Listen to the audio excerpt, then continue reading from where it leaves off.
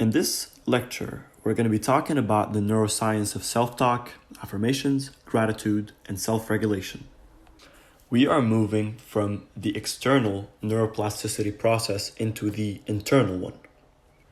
Self-talk, affirmations, gratitude, and self-regulations are used by the most successful people in the world. And there was a lot of research that confirmed that indeed all of these different concepts helps the brain a lot, and long run it helps with neuroplasticity for sure.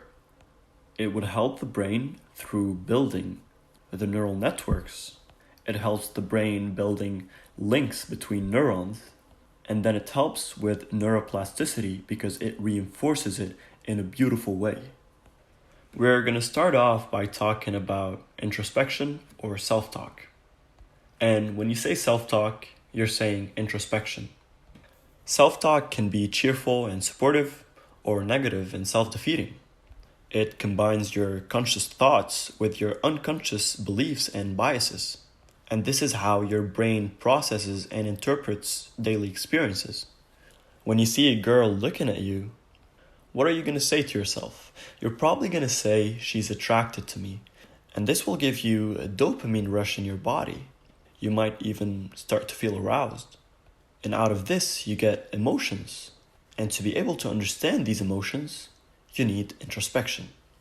Seeing a girl looking at you is one example, but you can switch it all the way to all the different habits, from smoking to not exercising to losing concentration and focus very easily.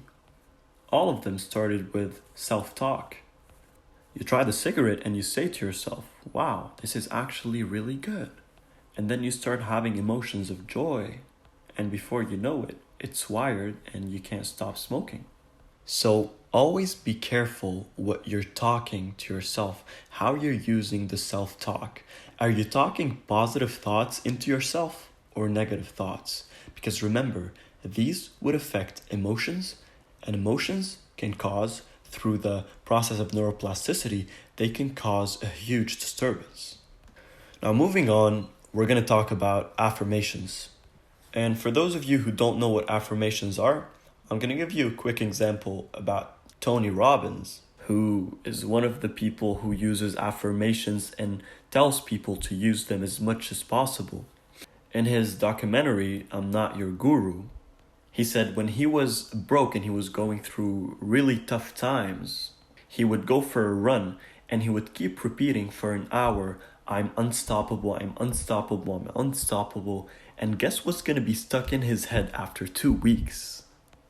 So I think now you get what I'm talking about. What you say to yourself consciously. It's not like self-talking. There's no relations between conscious and subconscious here. You are using affirmations to your own advantage. When you're not confident enough, you start saying, I'm confident, I'm confident, I'm confident. It will start to wire in your brain. That's how it works. Your brain can't separate reality from imagination. When you say, I'm confident over and over and over again, your mind will say, yes, you are. It's not going to say, no, because you couldn't do this before. It's not about thoughts right now. It's just going to become an automatic process. And the more you use these affirmations, the better. We're going to talk about gratitude later, and you're going to see that you can also use affirmations when it comes to gratitude. Just imagine walking for half an hour, looking around you and just saying, thank you, thank you, thank you, over and over again.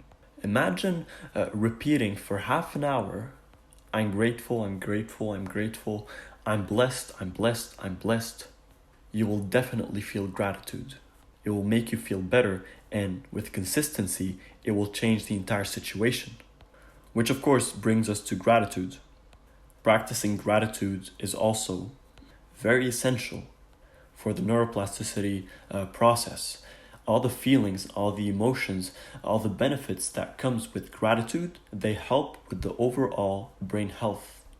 They let you avoid a lot of mental problems, a lot of negative thoughts, and they've been found to actually help with a lot of mental health diseases. And the technique is simple. Use the affirmations. This way you're being grateful. At the same time, you're focusing on affirmations and not focusing on two different things. you are reducing the mental toll, and affirmations can be considered as a keystone habit. Because when you do affirmations every day, you are improving your gratitude, you're improving your willpower, your confidence. You can improve any factor or any part of your life. And you don't even have to take time off for it. You can do it while you're driving to work in the morning. You can do it at the gym, even if you have music plugged in your ears. Just keep repeating inside, just keep saying in your head, keep saying these words, these affirmations. And lastly, self-regulation. Despite all the different factors out there, you can control your thoughts and your brain. Nobody can control your thoughts and your brain more than you. There might be limitations, there might be an extent, but there are also solutions to make yourself stronger and control these thoughts and these emotions and control your overall brain better. And don't go bang your head trying to find different techniques to implement and try. You only need one, which is meditation. We talked about it before, and this is the last time I'm going to talk about it. You need to start with mindfulness. Once you start with mindfulness and meditation, you will understand your thoughts. You'll be able to control your thoughts. When you meditate and you're trying to focus on your breathing, for example, and you get a thought, but then you need to keep focusing on your breathing, so you would just let this idea go away. This thought, it would just disappear because you're focusing on your nose again, on your breathing. So the next time you're just sitting around and then you have these negative ideas that are starting to build up, you can easily just let go of them. And that brings us to the end of this lecture.